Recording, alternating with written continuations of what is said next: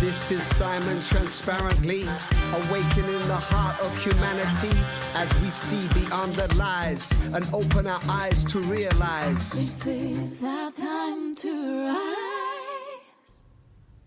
Hello and welcome to you joining this Sexological Bodywork series. Thank you so much for tuning in. Maybe this is your first episode, or maybe you're following the whole series. Whichever way, welcome. And if this is your first episode, you can always go back and listen to the others, and we thoroughly encourage you to do that. So here I am today with my co-pilot, Simon. Hey, Sai. Hey, Sai. Thank you for being here again. We're sat here in Zurich, which is actually one of the places where Simon teaches sexological bodywork here at the Sexological Bodywork Center. And we've been able to really be together to record these podcasts for you, which is actually a great gift. So what topic are we touching on today, Sai? Yeah, today we're getting a bit more intense, more high energy, and maybe, as I said, if it's your first podcast, don't feel overwhelmed. It can be a bit high energy and a lot of information, who knows. So also go back and maybe listen to another one, maybe the introduction of the series, or stay brave and tune in with that. High energy. How is that for you, Sai? High energy. High energy. High energy. High sexual energy. Well, in the training, I think what I learned most in the sexological bodywork training was how to move energy. I never really knew how to move energy.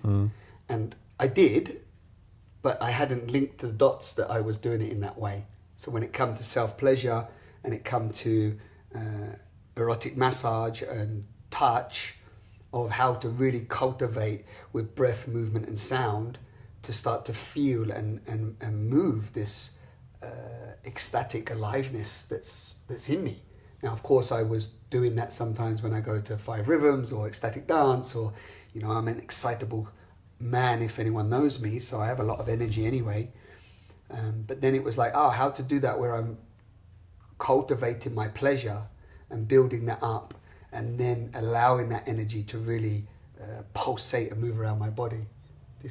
And now that's kind of really, I would say, predominantly how I explore myself. I mean, I do often do the soft stuff, and of course it comes to the relaxation at the end of a session, or the genital meditation as we spoke about in the last one. I like the soft as well. I've learned to be able to receive the soft more, but mostly I'm enjoying connecting to my sexual center, cultivating the energy, moving it around my body, and then feeling the aliveness, the ecstatic aliveness.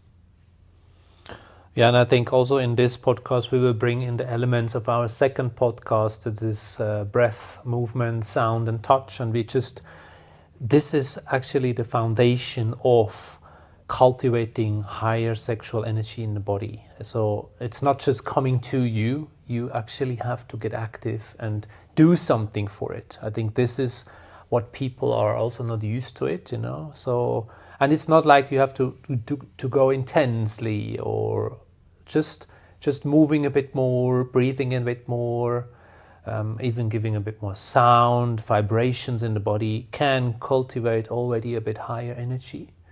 And there's also, just as you said, it's one way. There's nothing against slow, meditative, sensual, and high energy is also just a part of it. And maybe you're curious to know more about how to cultivate high sexual energy. Then maybe we have a piece for you today. Yeah, and with that, I would even say that it incorporates all of that too, because the thing about high energy, it's not just, it's high energy and you're just at this peak the whole time. It's moving in waves. So whenever I'm even exploring myself or another body, it's waving, no? It's like there can be a high energy, but you can never just stay, I just want to stay here, high. No, it's like it comes down and it waves again. And then there's this kind of rising and plateauing of a more alive, vibrant state of being. I think I would also speak to the piece you just said, which I feel is very important. When I'm leading self-pleasure group journeys, so often what I notice, and I do often, of course, you know me, I tell people like that, let's do this, you can do this, you can breathe, you can move, you can sound, and look at your patterns. If you notice you're static, then move. But most beings just default automatically go into static, and they don't move.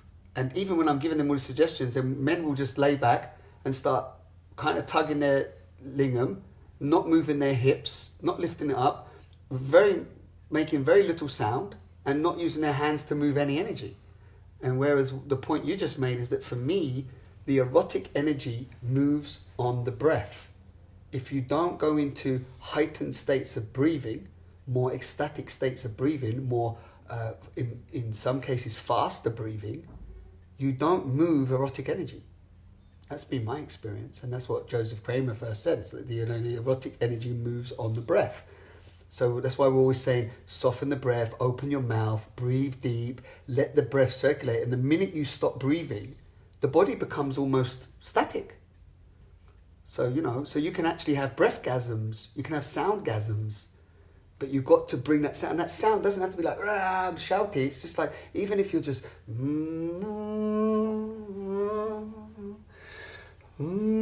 Yeah, there's a vibration happening now in your body, you know, when you do this. Yeah. You're humming, you're vibrating.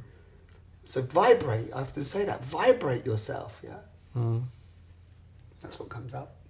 Yeah, and if we go a bit more into the method of the sexological bodywork field, it would be the Taoist erotic massage from Joseph Kramer. And you brought a good point up. He said during that method, and I will explain it a bit more, or we will explain it a bit more, is there is no breath, no touch.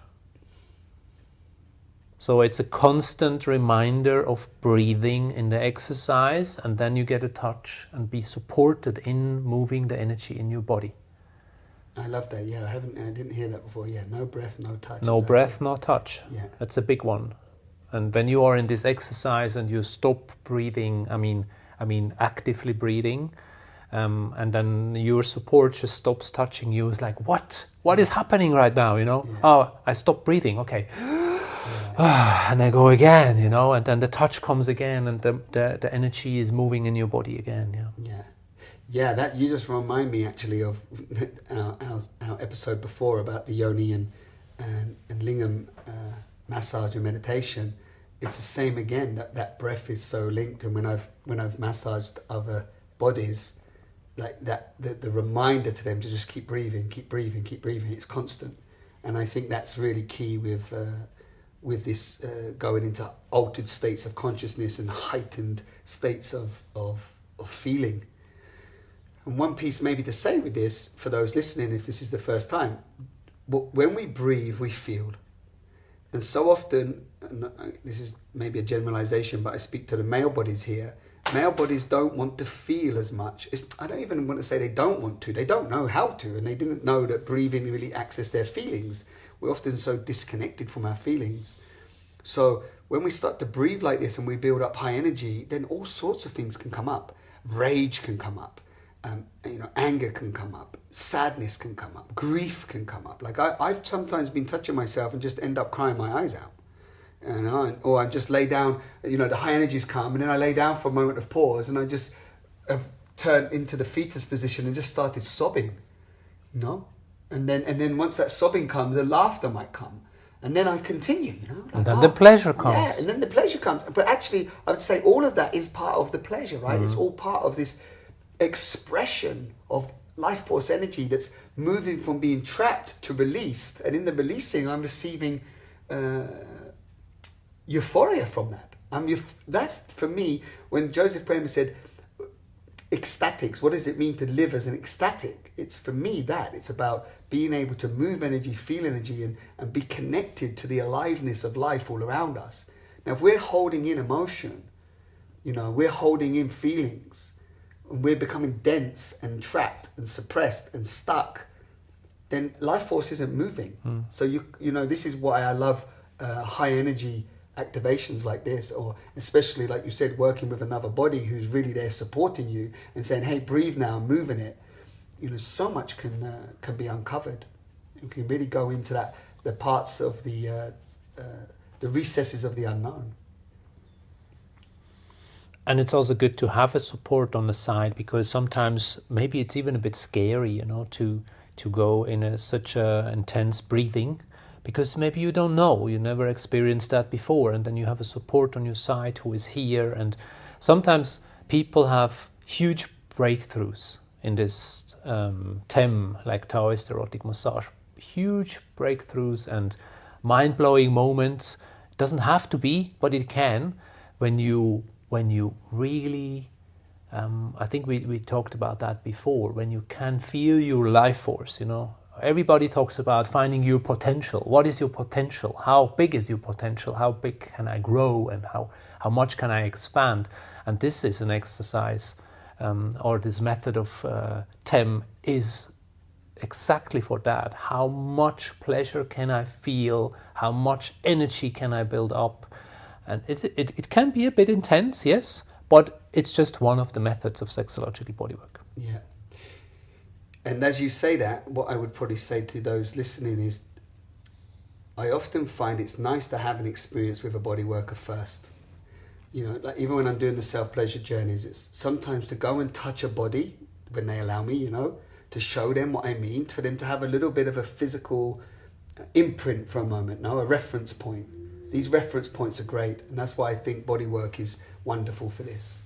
And then once you've got these reference points, you've got these new spaces of sensing, and the mind is connected to the body and going, oh, okay, I can do that. Then all of a sudden, you can start to really connect to yourself in new ways. You can move energy in very different ways as well, and you start to explore your body in new ways. Mm-hmm. I would like to give you, when you listen to this podcast today, a bit more content of the method, like the structure of the method, and then we can maybe, from our own experience, weave in a bit more. So I had the privilege to meet Joseph Kramer in 2017 in Zurich, and it was quite interesting how he explained breath. Because he used his hand to make it visible, Sometimes breathing, it is visible on the body, but he used his hand to go up and down and and moved his hand up and down. So you actually saw when he was breathing. And for me, it felt quite helpful to see it, to visualize that.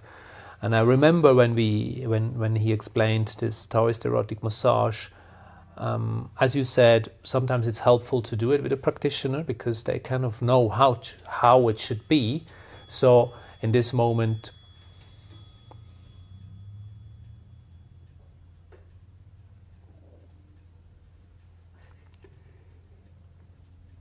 you have to go from not in this moment, you have to go a bit before. Yeah, what was I saying? It was helpful because it was going up. It's sometimes good to be with a practitioner. Yeah, let's start there again. So sometimes it's good to be with the practitioner because the practitioner knows the structure. And this exercise or this method, it's like a full hour journey. And if you go too intense at the beginning, you don't have the energy to go, because the energy you build up actually recharges you to kind of guide you and journey you through the whole exercise. So best is actually to have a massage table to lie on it, and the person beside you can guide you through the exercise. And as I said before, no breath, no touch. So you just start very gentle with breathing in a bit more deep, and you just go with that, and then you can feel mostly immediately how your body starts to activate more because your energy is getting moved around. And then this person starts with both hands to touch your body. Also, using a bit of oil helps to slide and glide better on the body. And also a key element we have here, the Sexological Bodywork series, is include the genitals into that touch. Sometimes it's good to do this Taoist erotic massage first with a practitioner, because a practitioner knows the structure and knows how to go for a full hour. It's important that you not start too crazy, like not too motivated. You can be motivated, of course, and you should be, but not to go into a high energy immediately. Because at the beginning it can be exhausting, and if you go slow into the exercise, it actually recharges you, and it brings you in a different level of breathing. You can go longer because your body fills up with new energy. So you have someone on your side, and the best way to do it is on a massage table. But because there's a lot of movement, and this person who is guiding you can help you better and also be more involved. That's why it's good to have a practitioner on your side. And then you just start breathing deeply and down into your belly, and you just do that for a while. And in the same time, the practitioner is touching you, or this person who is guiding you, supporting you, is touching you on your whole body, including the genitals. Use a bit of oil and just see it, as we said before, no breath, no touch. So this is a reminder. If maybe the touch becomes a bit less, you have a reminder of, oh, I should breathe a bit more. But it's also not too pushy. Don't do it too pushy. Otherwise you can't go for the whole hour. And then immediately you will feel that your body starts getting more energy, because the breath fills up your body with energy. And then you have, it's something in between a breathwork session and also having a little bit of a dance and movement, because as we said in another podcast, breath, movement, sound, use your voice with it, use your vibration of the voice as you did it before, that you can access all these different energy lines in your body. And then from there, just go for it. And at some point it will be exhausting, but that's the key moment, when you have someone on your side who is there and motivates you, to let's go, let's just go another level, let's jump another level. And you will see at some point it becomes, or I hope that you can experience that curiosity, what is actually possible, when you feel that, and then you just go for it. And a key element, I'm not sure if I can explain that in a way that it's understandable for in such a short time. This is the big draw. A big draw is a key element. It's a way to, when you have done this whole breath work, this whole touch, sound, movements over 45 minutes, you have a moment when you clinch your whole body together, stop breathing, and just hold in. And you can see you will be able to stop your breath for quite a long time. And then the key element there is just to surrender, to relax, and to let go from everything you have just done. Yeah. I don't know if you want to add something. Well, first of all, I would just say that this is an advanced technique. So yes. I think for today, we're not telling you to do the big draw, because if you don't know the technique, whenever we're working with intentional breath work, it's just really good to, there's a kind of disclaimer on that. And I think even with this erotic high energy massage, I still feel it's always just good to at first have an experience with somebody who's trained and professional in it. Yeah, I agree. But simultaneously with the points that Simon has just shared, definitely you can explore your own body and your lover's body or partner's body with this, for sure. I mean, it's not like it's some far away potential, right? It's breathing and moving and journeying together, which I find is beautiful with a lover, with your partner anyway. Yes. Yeah? So that's something you can definitely do. Yeah. And then of course, just to remember that when we start to breathe in these high intense ways, we can also sometimes get what is called tetany. And it's a clamping up of the hands, or sometimes even the arms, the wrist, or you can feel like almost like a spasm in of the, and the mouth could also happen. Exactly, can happen in the mouth. The mouth can tighten up.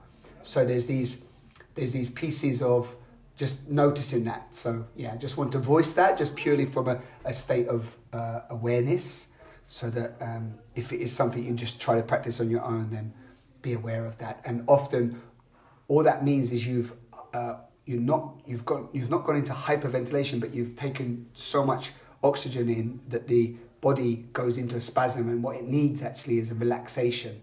So that when you just relax the breathing and you no longer keep breathing so deeply and come back to normal breath and slower, then slowly the hands will unclench. Yeah. Compared to a normal, whatever normal means, breathwork session is that you actually have someone who kind of transports the energy through your body. This is helpful for the whole hyperventilation part, and which I just want to say, mostly doesn't happen. I'm just voicing this because we brought it up, right? But it can. Yeah, it can be scary. Yeah. So there's nothing wrong with your body in that moment. And I also liked that you said what you can do about it. Yeah, just breathing more out than in. That helps you to relax the body. Yeah. And I mean, there's no goal to achieve. If for the first time you do it the first time, maybe you are inspired now to do it at home. And you, after 15 minutes, it feels a bit like strange. Maybe just stop and try it again another time, Exactly. Yeah, and I think the last piece I would probably add is I love what you just described, that when somebody's working with you and you're moving that energy, and you said that you kind of come to these threshold points where it feels like, oh, I'm tired or I'm out of breath, I can't go anymore. And then there's these moments of like threshold, I call them, where you get to a plateau or threshold, then you go beyond that, and then you have energy. And it's like you notice that you have this kind of like, so much energy. There's like a resource to really go over these, what I call a pleasure thresholds. This is how we described it in our online program. It's like, so often people are worried about, I'm going to touch into the anger, and what if I activate my anger, it will never stop, and so on. And what we often say is, what we're finding is so many people are scared of what happens if I tap into my pleasure. What happens if I tap into my power? There's actually a cap on my power and my pleasure, because who are you fully activated in your pleasure? Who are you fully embodied in your aliveness, in your erotic, ecstatic self? You're not the same person. You're not necessarily liked by your friends. Maybe your circles that you're in don't like you in this new embodied, alive, expressive being, right? So there's also, I just want to say that, there's sometimes a fear to going to these places of higher vibration. Yeah, and anger is a very potent energy. You can also use that. You can use that, That's like power. It's very powerful, and why not also in that anger move and go for it, Yes. because you don't know what comes up next when you work through the anger, Just be careful that you don't hurt yourself or others around you, but you can use that anger amazingly, We always, we feel scared of anger, and it's a bad or has a negative energy, but you can also put that in a positive energy and use it, and let's see what happens afterwards. Yeah, I know you don't as well, but we don't even describe it as bad, negative. It's anything that's bad and so-called negative is when the reaction to the energy is used in a shadow way, for example. But what I now do, I often don't even say now emotional release. You know what I say now?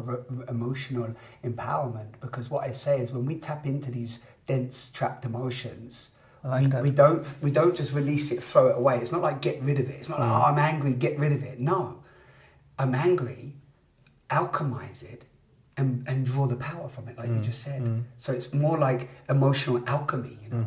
I'm bringing it in, and I'm tapping into its power, and I'm claiming the power back from it being suppressed. Yeah.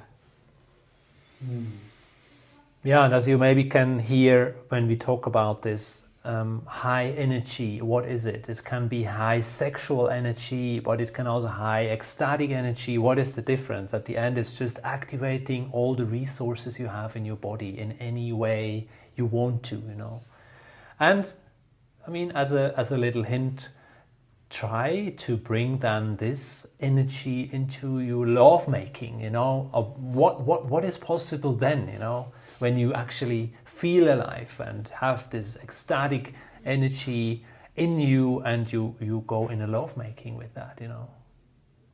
Yeah, I mean, all of these practices for me, all of the body work and the sexological work is really about activating your aliveness, your ecstatic nature, your erotic sovereignty, and bringing that to all areas of your life. Mm-hmm. So definitely with your partner. I mean, so many of the practices we share for the self are for partner too, no? Or you can bring that to our partners and bring that to our relationships. Then we can bring that to our creative projects. I mean, it's what drives this activation of this aliveness is what gives me so much energy to record this podcast. I don't know. It's what drives you to create what you create and create the events that you're doing and so on. What's underneath us, really, when we think about it? Why do we want, and maybe this is a nice place to end, why do we want to activate our aliveness, right? And like when I think about this, when I think of a human species who is activated in self-love and aliveness, I see the end of war. I see the end of conflict. I see the end of competition. I see the end of shame and guilt. So for me, what inspires me to keep doing this stuff is my little time here is that I want to offer something to humanity that says we can come out of this lie, this suppression, this angst, this sin, this shame and this guilt, and we can touch ourselves into our aliveness and then be touched by each other. Mm-hmm. And I know your company is called Touched, but when we're touched by life. And when we're touched by life, you don't want to kill life. You don't want to take it away. Mm-hmm. Why would I want to kill my brother or sister when I'm touched by life? So I don't know what your drive is. I know it's some of that, but this is what excites me. Yeah, no, it's definitely you touched points. I completely agree. And you said we stop or we end war, but we start actually more embodiment. We start more empowerment. We start more, and at the end we start more loving. We start more connection. You know, we start more authenticity, and all these things we live for. You know, I know you live for that, and I learned it from you. You know, and you inspired me to that even more. And I feel like this is what sexological bodywork was a key element in this to become more curious about myself, about life, about energy, about the potential I can live as a human being. Yeah, and I love that today's podcast is brought to this, because hopefully you're listening, you can feel the power, the energy between us and in us. We're here, and I'm just saying this piece now. I'm alive, just talking about high energy and the potential, and how we can use that and claim our power, as Sai just said, and feel empowered. And as he was speaking, I just was reflected to a moment we just shared in an ecstatic dance recently, and we were both moving each other's energy together. And it was so beautiful because, Simon's somebody who from the moment I met him on Naked Retreat, I trusted his touch. He's one of the first men that I allowed to touch my whole body when we were just dancing. And then we actually ended up laying on the floor, and he put his hand and cupped my lingam. And we just laid there together. And it was so, even brings emotion as I'm saying it. No? Brings emotion now. Yeah, I have that image. It was like, it was the first time that I felt this kind of love and held by another male body without anything, no agenda, no nothing. It was so beautiful, and I never forget that. And then we journeyed through Naked, and then through Naked I met Patrick, who knew Simon, and the Sexological Bodywork came through that desire for truth and authenticity. When you said authenticity a moment ago, that's what I've always received from you. And so this is just, I don't know, I'm lost for words now. I just feel touched. Yeah, and this is what it is about, This is what it is about. Feeling life. I got goosebumps 3 times now, just in the last 3 minutes, and this is what I want. This is what it means to come alive. No? Yeah. With each other, with the world. And how amazing would it be if we become fully alive before we die? Yeah, exactly. So thank you, brother. Thank you so much to all of you who tuned in. Yeah, take another nice breath there, as I just did.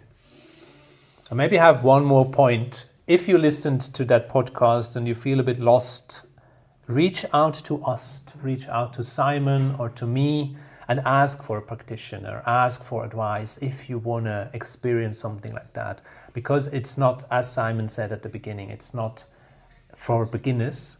So ask for help, empower yourself, ask for help, and we can give you guidance in that. Either Simon or I, myself, can give you guidance, and you don't have to feel lost in this. Yeah, beautiful. Yes. So very, very happy to share this with you all. Thank you for tuning in. It means so much.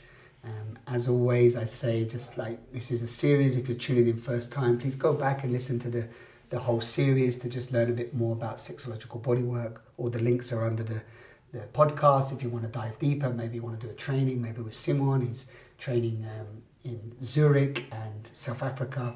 In South Africa in English as well, so that would be in English, of course. And Zurich is mostly in German. But there are other practitioners all around. Friends of ours in Berlin are doing the trainings. And yes, and if you've loved this series and you want to support us in any way, you can through the usual mediums of Patreon or going over to Simon's website and seeing what he's up to, sharing our events, anything like that, and ultimately sharing this podcast, because really the podcast is really word of mouth. So if you learned from this series in some way or this episode, then share it on. That's such a beautiful gift, and maybe we touch some more hearts out there. So thank you so much for tuning in, and thank you, Sai, for today's episode. Thank you, Sai. It's a pleasure to be here. Thank you for listening to another episode of Simon Transparently. This podcast is a call to action, a call into sovereignty, a call to speak our truth and love ourselves fiercely, and for us all to rise up together as love. If you are resonating with my offerings, you can support me by becoming a patron, for which I would be deeply grateful. And you can access more of my content at simontransparently.com. This is our time to rise.